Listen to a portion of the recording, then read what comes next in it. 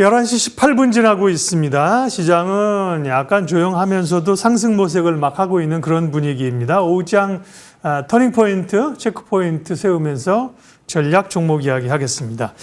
오늘 두 분 함께합니다. 주식명가 MTNW 박영호 어드바이저 오셨고요. 유진투자증권 서울 WM센터 권택중 대리 함께합니다. 어서 들어오십시오. 네, 안녕하세요. 네, 오늘도 주제 보고 이야기 하나씩 풀어가도록 할게요. 첫 번째 내용은요. 네, 밸류업 노력에도 코스피 상승률은 전 세계에서 가장 낮다. 우리 시장은 왜 차별화되고 이렇게 못 가느냐? 그 얘기는 어제까지 주구장창했기 때문에 사실은 이제 지수보다는 그 안에서 이제 종목별 움직임이 있잖아요, 그죠? 그래서 사실은 지수가 왜 못 가느냐 이건 이제 크게 걱정이라든지 논의 안 해도 되고, 자 이런 그 시장의 그 흐름을 시장의 그 양상이 뭐냐, 어떻게 대응할 것이냐 전략이 훨씬 더 중요해요, 박영호 위원님. 사실 뭐 국내 증시가 부진하다고 해서 이렇게 아주 부진한 건 아니거든요. 그러니까요, 막 흘러내려가는 건 아니잖아요. 흘러내리는 건 네, 아니거든요. 예. 다만 좀 더 강했으면 하는데 강하지를 못하고 있다라는 거죠.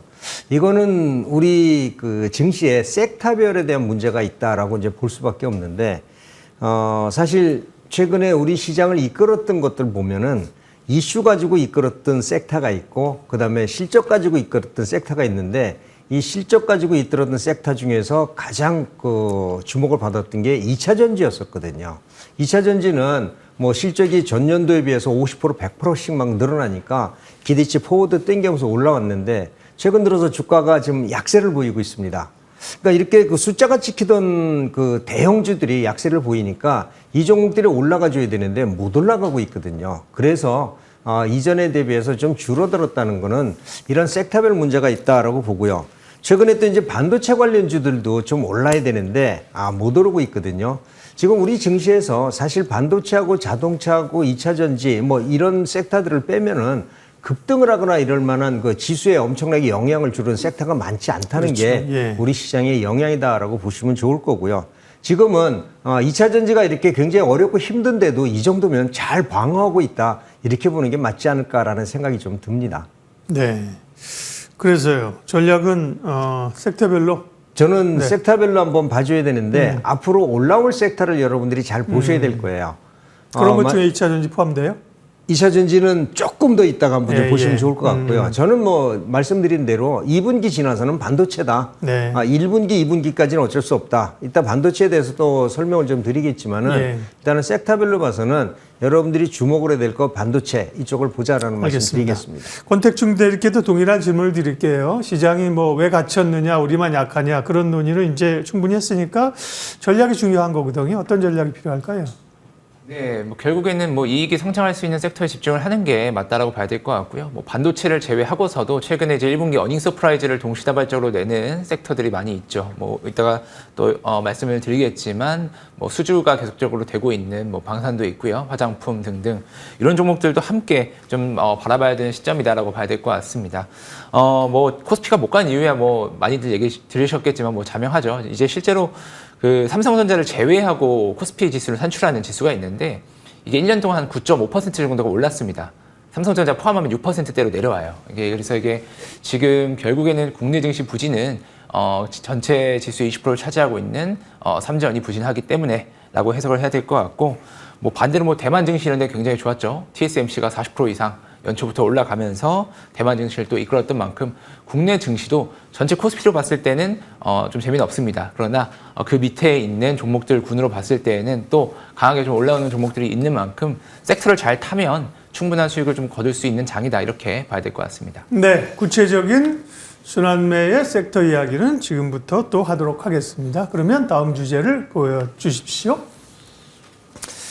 HBM의 변심이라기보다는 뭐 HBM에 꽂힌 외국인들, 삼성전자는 팔고 SK 하이닉스는 샀다. 그래서 SK 하이닉스 20만 원 넘었고요. 뭐 한미반도체 이런 그 SK 하이닉스의 밸류체인 주가가 강하게 오르지 않습니까? 네. 오늘은 또 소재주도 많이 오르는데요. 반도체 전략, 네, 다시 또 얘기를 하도록 하겠습니다. 박영호 어드바이저님. 뭐 반도체는 전략은 대동소이합니다. 네. 일단은 종합반도체 회사는 삼성전자, SK 하이닉스가 있는데 네. 이 회사들의 실적은 1분기, 2분기 다 좋을 거다라고 말씀을 드렸어요. 다만 이 반도체 재고를 가지고 있으면서 재고 가격이 오르면서 매출이 늘어난 이런 종합 반도체 회사 이외에는 실질적으로 생산량이 감소하고 생산량 감소에 따른 소재나 뭐 이렇게 장비 발주나 이런 것들이 늦어졌기 때문에 이런 관련주들은 주가들이 그동안 못 올라갔습니다. 1분기도 안 좋았고요. 2분기도 조금 좀 부족한데 이게 완전히 돌아선다라는 얘기입니다. 제가 이제 6월 이후에는 소재주나 이런 반도체 관련주를 여러분들이 포트에 꼭 편입을 시켜야 된다라고 말씀드리는데 그렇죠. 벌써 5월 말입니다. 예. 저는 이제부터 사라고 말씀드리겠습니다. 그러하고요. 중요한 거는 사실 AI가 이전에도 나왔다가 사그러졌는데 이번에 AI는 이거는 사그러질 수 없는 거다. 만약에 AI 이 물결에서 도태되면은 산업계에서 혁신적인 이슈가 하나도 없어지는 거기 때문에 아마 AI는 이제 거스를 수 없는 물결이다. 뭐 다시 말씀드리지만은요, AI는 반도체다라는 말씀드리고 최근에 유리기판이 2년 전부터 나왔던 유리기판이 왜 최근에 이슈가 되느냐면은 바로 AI 때문에 그렇습니다. 처리 속도 이거를 해결하려면은 뭔가 대체를 해줘야 되는데 네. 이 대체하는 게 웨이퍼로 할 거냐 아니면 우리가 얘기하는 그 FC BJ로 할 거냐 이 중간에 유리기판이 있었던 거죠. 근데 유리기판이 너무나 비쌉니다. 비싼데 이거를 효율적으로 생산을 한다면 가격이 떨어질 수 있다는 것 때문에 지금 이슈가 되고 있는데 유리기판도 이거 한 번에 죽을 그 이슈가 아니라는 거죠. 다만 이거를 양산하기까지는 시간이 걸린다라는 거예요. 이게 바로 AI 때문에 그렇다는 거죠. 곧 반도체 때문에 그렇다는 거예요. 그래서 반도체는 앞으로 지금 이전에 우리가 윈도우가 나왔을 때 한번 그 반도체 시장이 커졌고요. 그리고 나서 우리가 얘기하는 그 MP3가 나왔을 때 한번 커졌는데 이번에 인공지능으로 반도체가 완전히 우위를 점할 것이다라는 생각에는 변함이 없다라는 말씀 드립니다. 네. 삼성전자나 SK하이닉스 같은 종합 반도체 업체, 소재 업체, 또 유리 기판 업체 이런 쪽 주목하고 있다. 네. 네. 권택중 대리께는 여전히 SK 하이닉스와 그 밸류체인들을 가는 게 유효하냐 아니면 이제는 못 오른 삼성전자와 그 삼성전자의 밸류체인을 가는 것이 더 높은 수익률을 줄 수 있을 것이냐 어떻게 생각하십니까? 일단은 뭐 여전히 SK 하이닉스를 중심으로 짜여져 있는 이 밸류체인은 공고하다라고 봐야 될 것 같습니다. 뭐 주가만 봐도 그렇고요. 실제로 이제 엔비디아 실적 발표 이후로 $1,000를 넘어가면서 SK 하이닉스와 그 하단의 HBM 관련된 밸류체인 종목들 모두 함께 꺾이지 않는 모습 보여주고 있고요. 특히 이제 뭐 오늘 같은 경우는 이제 장비주죠. HBM 관련된 장비주로 엮여지고 있는 테크윙 6% 넘게 상승하면서 신고가 나온 종목들이 속속들이 나타나고 있습니다. 그러면은 이제 HBM만 계속 갈 것이냐에 대한 것에 설명을 좀 드려보면은 일단 조금 다른 섹터도 한번 볼 필요는 있다라고 생각이 좀 듭니다. 오늘 좀 특이하게 이제 전공정이 좀 전체적으로 좀 많이 올랐습니다. 뭐 HP, SP 이런 종목들이 속해져 있는데요. 지금 계속적으로 이제 메모리 재고가 감소하면서 어느 정도는 이제 레거시들도 따라서 조금 올라오고 있지 않냐라는 얘기들이 상반기에도 조금씩은 있었는데 이러한 흐름이 하반기부터 본격화된다고 하면은 어느 정도 이제 투자 사이클도 재개될 수 있다라는 기대가 업계 내에서는 조금씩은 피어오르고 있는 것 같습니다. 그게 이제 그동안 뭐 이미 HBM 관련된 종목들은 워낙 밸류에이션을 많이 받아놨기 때문에 조금 덜 오른 그리고 앞으로 뭐 업사이드가 조금 더 생길 수 있는 종목들로 작은 이제 반도체 내에서도 수단매가 좀 있다 이렇게 좀 판단해 볼 수가 있겠고요. 그중 하나로 오늘 좀 이제 특이하게 보여지는 게 전공정 쪽 함께 전체적으로 훑어볼 필요가 있다 이렇게 말씀드리겠습니다. 네. 그 안에서의 순환들이 계속 지금 나타나고 있습니다. 반도체 얘기는 매일 하고 있고요. 네. 다음 또 이제 앞서 기본적인 그 지수보다는 섹터의 순환매 그 가운데 이제 트레이딩의 기회가 있다고 말씀하신 거 아니겠습니까? 반도체 봤고요. 다음은요. 화장품. 네. 화장품도 그렇지만 사실은 뭐 반도체 오늘 뭐 전력기기 이런 쪽이 뜨거운데 화장품은 굉장히 강했습니다. 오늘도 화장품이 조금 주춤한 거 아닌가요? 박영호 의원님? 네.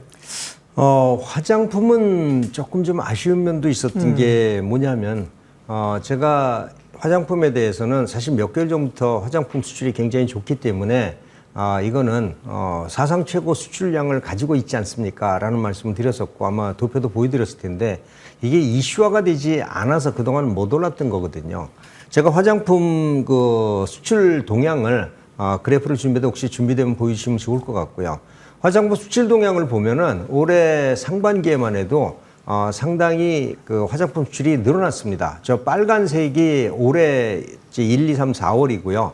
그다음에 검정색이 전년 대비를 보시면 되는데 저거보다도 전년 대비보다도 실적이 굉장히 좋아졌어요. 이게 중국이라는 이슈가 없는 상황에서도 굉장히 좋아졌기 때문에 이러한 그 화장품에 대해서 이런 얘기들을 했습니다. 유럽과 미국 쪽을 보자라고 말씀을 드렸었거든요. 근데 그게 이슈화가 잘 안 됐습니다. 그러나 최근 들어서 이번에 실적이 1분기 실적이 좋아지면서 중국보다도 미국과 유럽을 보자라고 했었거든요. 근데 여기에다가 이제 하나 새로 생기는 것 같아요. 이번에 미국까지 이제 일본, 중국, 한국 이번에 3자회담 하면서 FTA를 조기 체결하자, 중국의 한알령을 해제하자, 뭐 이런 얘기가 나오게 되면은 예. 역시 화장품 또한 이슈가 될 것 같다라는 생각이 듭니다.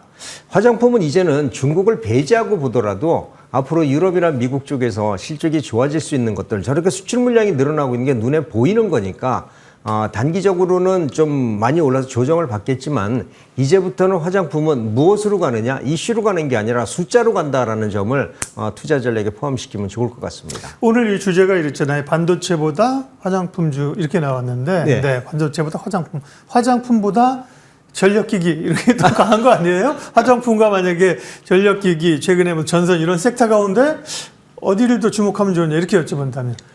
저는 전력기기는 이전에 벌써 한 1개월 이전 그 말씀을 드렸는데 그동안 많이 올랐거든요. 전력기기는 최근에 돈값이 오르면서 원가 부담이 좀 있을 것 같다라는 생각이 들고요. 네. 아마 이번 달 4월 달에 그 일반 기계 수출이 늘었다는 점, 지난번에도 말씀드렸지만은 아마 변압기 수출이 증가했을 거다라는 생각이 들거든요. 그래서 변압기는 이런 전력기기 쪽은 마지막 피날레를 남겨두고 있다라고 보시면 좋을 것 같아요. 그래서 이 정도 부분에서는 올라가면은 조금 비중 추가하는 게 낫다라고 보고요. 여기서 과연 얼마나 더 갈까?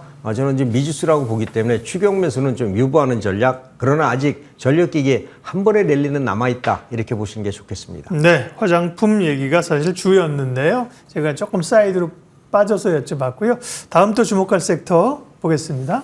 다음은요. 서서히 반등을 모색하는 로봇주. 네, 다시 볼 때냐. 그러니까 최근에 못 간 것들이 뭐 로봇. 오늘 이제 로봇 방산 이런 쪽이 좀 가는데 로봇주들도 정말 못 갔어요. 오늘은 보면 유일 로보틱스가 상한가고, 네, 여타 종목들도 그렇게 뜨겁진 않지만 빨간불을 보이고 있는데요. 권택중 대리님, 로봇주 좀 봐야 할 이유나 이슈가 있습니까 지금? 예, 일단은 뭐 전체 대장주부터 좀 보겠습니다. 네. 두산 로보틱스 같은 경우는 실적이 이제 올 들어서 중순쯤에 나왔는데요.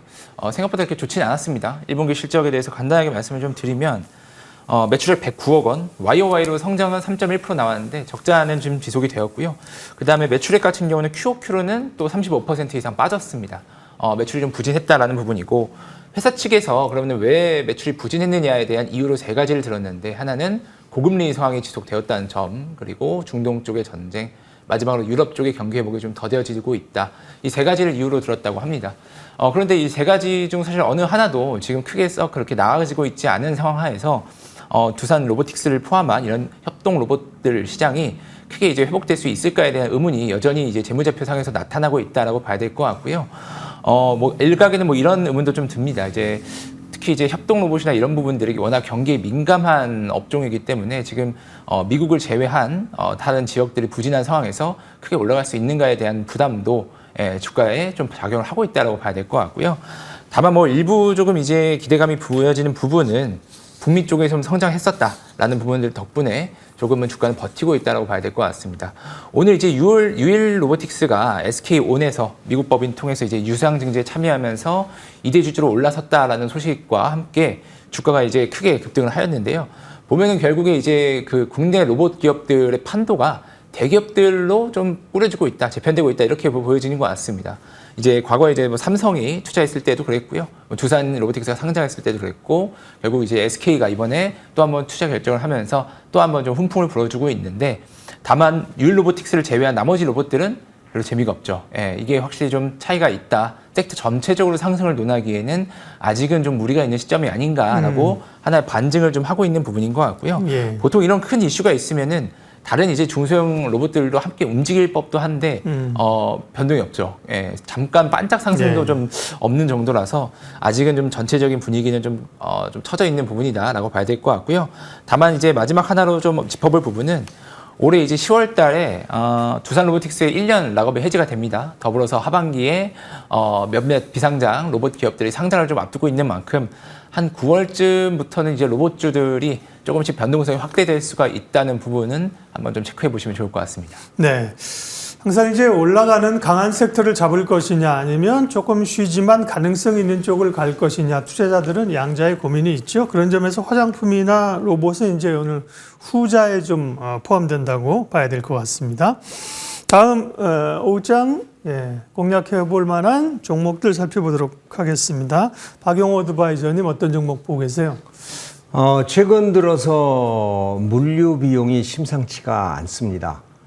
이전에 그 해운우님이 한번 올랐었죠. 그 홍해를 막고서 그 반군들이 공격을 한다는 것 때문에 물류 비용이 올랐는데 최근에 그거보다도 상해 컨테이너 운임 지수가 훨씬 더 올라 있습니다.